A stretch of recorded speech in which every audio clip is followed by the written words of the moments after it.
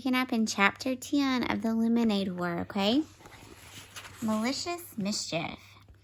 Malicious mischief is the act of purposely destroying the property of someone else's business.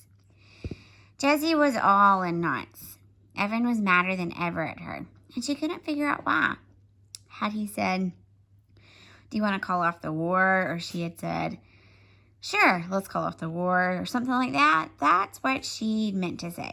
That's what she wanted to say. But what had she really said? She mentioned Megan. Oh, she almost spilled the beans about Megan giving her the $104, but she hadn't. She kept her mouth shut just in time. Jessie smiled, remembering that. So why had Evan acted like that? What was the matter with him? Jessie lay down on her bed. The world was a confusing place, and she needed Evan to help her figure it out. If this is what 4th grade's going to be like, she might as well just give up now. And there was something else that was tying her up in knots. That $208.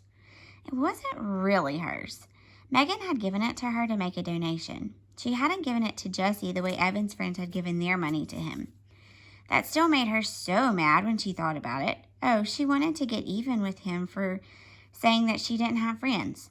So even though she looked like she had $208 in her lockbox, only half of that money she could honestly call her own.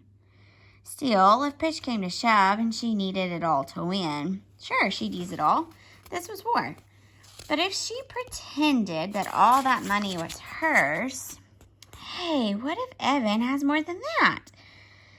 So if she lost, even with Megan's money, gulp.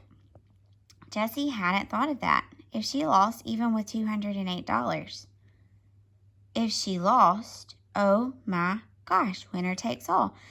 She could lose all of Megan's money to Evan. How could Jessie explain that to her friend? You see, I took all the money you earned to help rescue animals, and I lost it to my brother who's going to buy an iPod.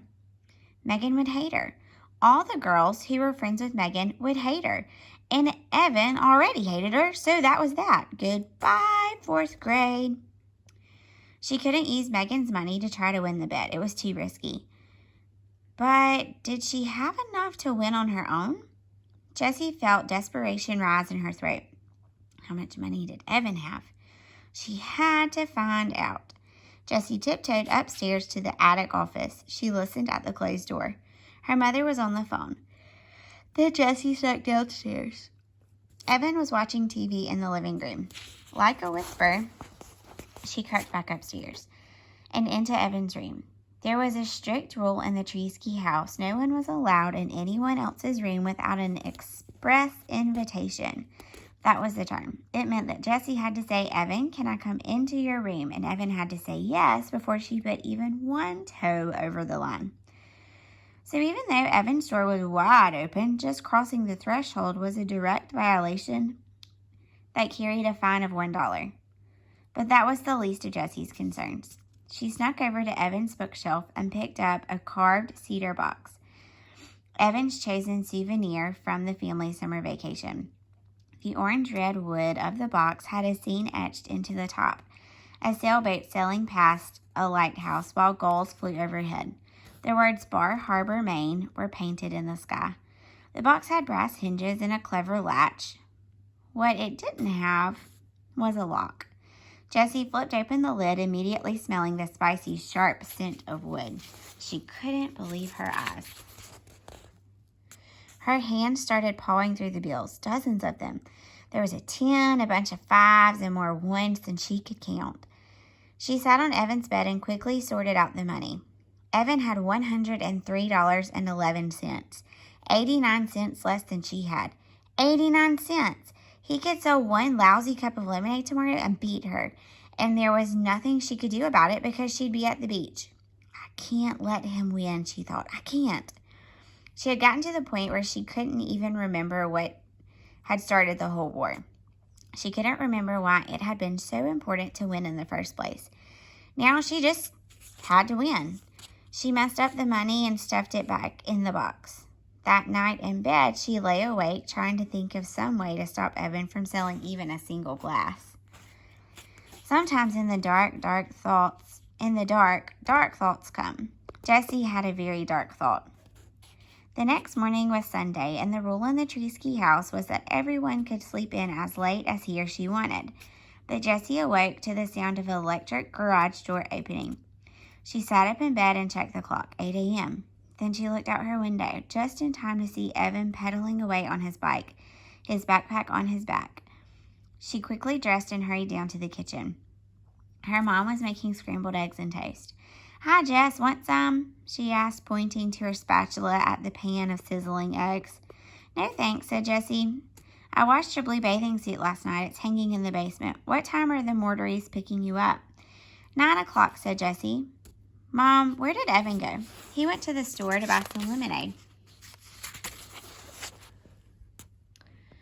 Some lemonade mix. Jessie's mom scooped the egg into the plate and put the pan in the sink. When she turned on the faucet, the pan hissed like an angry snake. A great cloud of steam puffed in the air and then disappeared. "What's going on, Jess? What's with all the lemonade stands? And you and Evan fighting?" "Sorry, guys." Jessie opened the pantry cupboard and pulled out a box of Kix. "Nothing," she said. She watched the cereal very carefully as she poured. She didn't want to look at her mother right then. Miss Treesky got the milk out of the refrigerator and put it on the counter next to Jessie's bowl. "It doesn't seem like nothing. It seems like there's a lot of bad feeling between the two of you." Jessie poured her milk slowly. "Evan's mad at me, and he's going to be a whole lot madder after today," she added in her head. "What's he mad about?" asked Miss Treesky. "I don't know. He called me a baby and said I ruined everything," and Jessie felt it coming. She tried to hold it back, but she knew it was coming. Her shoulders tightened up, her chest caved in, and her mouth opened in a howl. "He said he hates me." Tears poured out of her eyes and dropped into her cereal bowl. Her nose started to run and her lips quivered. With every sob, she let out a sound like tires squealing on a wet road. For the whole time Jessie cried, her mother wrapped her in a hug, and then, like a faucet turned off, Jessie stopped. She had told the truth. She really didn't understand why Evan was so angry. Even before the lemonade war, he had been mad, and Jessie still didn't know why. "Better?" asked Miss Treesky. "Not much," said Jessie. She wiped her nose with her paper napkin and started eating her cereal. It was soggy, but thankfully not salty. "Don't you think it would be a good idea to find out what he's mad about?" asked Jessie's mom. "You're never going to stop being mad at each other until you both understand what the other person is feeling." "I guess so," said Jessie. "It can be hard. Sometimes it's even hard to know what you're feeling yourself. I mean, how do you feel about him?" asked Miss Treesky. Jessie didn't have to think long. All the insults and anger, the confusion, the fighting seemed to converge in a single flash of white-hot feeling. "I hate him. I hate him for saying all those mean things and for not letting me play. I hate him just as much as he hates me. More." Miss Treesky looked sad. "Can we have a sit-down about this tonight after you get back from the beach?" "No," said Jessie, remembering the spit vow. Evan would be mad if he knew that she had worried Mom with their fighting, and then he'd spill the beans about the terrible thing she was about to do. Jessie didn't want her mom knowing anything about that. "We'll work it out ourselves, Mom, I promise. Evan and I will talk tonight." "I'm sorry I've been working so hard," said Miss Treesky. "I know it's a lousy end to the summer." "It's okay, Mom. You gotta work, right?" "Yes, no, I don't know. I promise I'll be finished by dinner time tonight. That way we can all go down to the fireworks together." Jessie's mom looked out the window. "I hope they don't get canceled because of the weather. They're saying scattered thunderstorms this evening." Jessie and her mom finished breakfast without saying much else. "I'll clean up," said Jessie. She liked to do the dishes, and she wanted to do something nice for her mom. While she cleaned, she thought about the terrible plan she had come up with last night.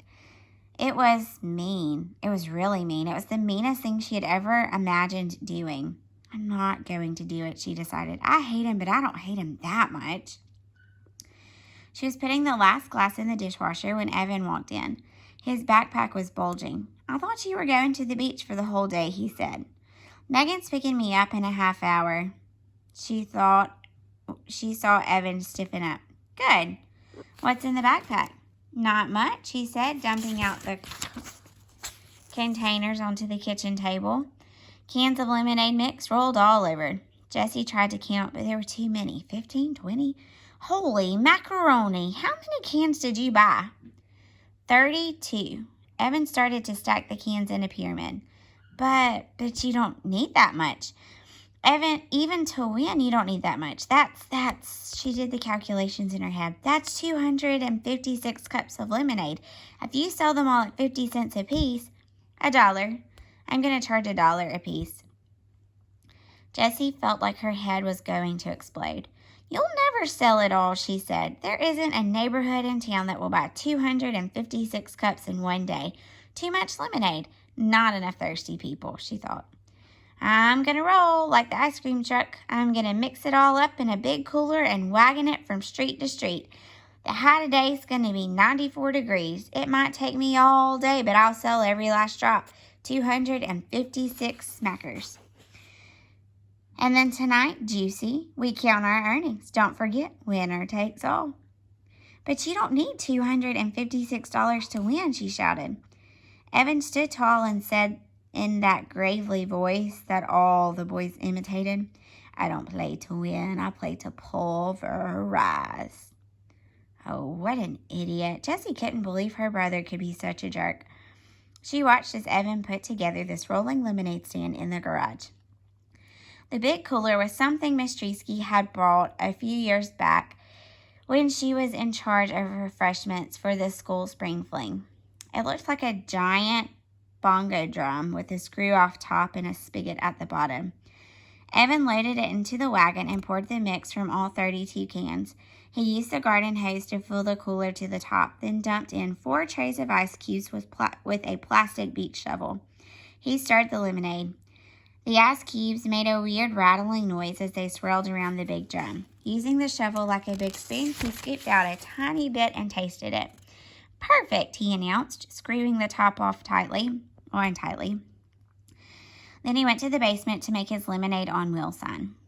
Without a moment's hesitation, Jessie sprang into action. First, she got a large Ziploc bag from the kitchen drawer, the kind that you could freeze a whole gallon of strawberries in if you wanted to. Then she held it upside down and wide open over the fruit bowl. She gave the bowl a solid knock. Jessie was surprised how easy it was to catch the fruit flies that floated up from the bowl. It was like they wanted to die. She filled the bag with two more with flies, then hurried to the garage. She unscrewed the top of the big cooler. Holding the first bag upside down, she unzipped it, expecting the flies to fall down into the lemonade. They didn't. They stayed safe and dry in the bag. It was like they wanted to live. Too bad for you, you stupid flies, said Jessie, as she plunged the bag into the lemonade. Under the surface, she turned the bag inside out, swishing it back and forth so that all the flies were washed off into the lemonade. She emptied all 3 bags of flies into the big cooler, then hunted around until she found 2 green inchworms and a fuzzy gypsy moth caterpillar. She tossed them into the cooler. Then she threw in a fistful of dirt for good measure. She was just about to screw the top back on when she heard Evan coming up the basement stairs. There wasn't time to get the top back on. He would see the bugs and the whole plan would be ruined. Jessie ran to the steps and shouted, Evan, Mom wants to see you in her office right away. Oh, man, muttered Evan as he started to climb the second set of stairs. Jessie quickly screwed on the cap, grabbed her blue bathing suit from the basement, and then went upstairs to her room. On the way, she passed Evan coming down. Mom did not want to see me, he said, annoyed. Jessie looked surprised.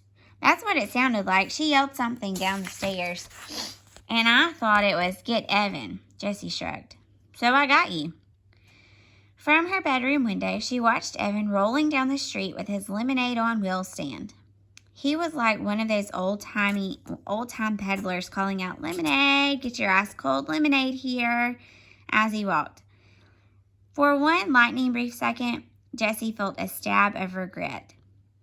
She could see how hard he was straining to pull the heavy cooler.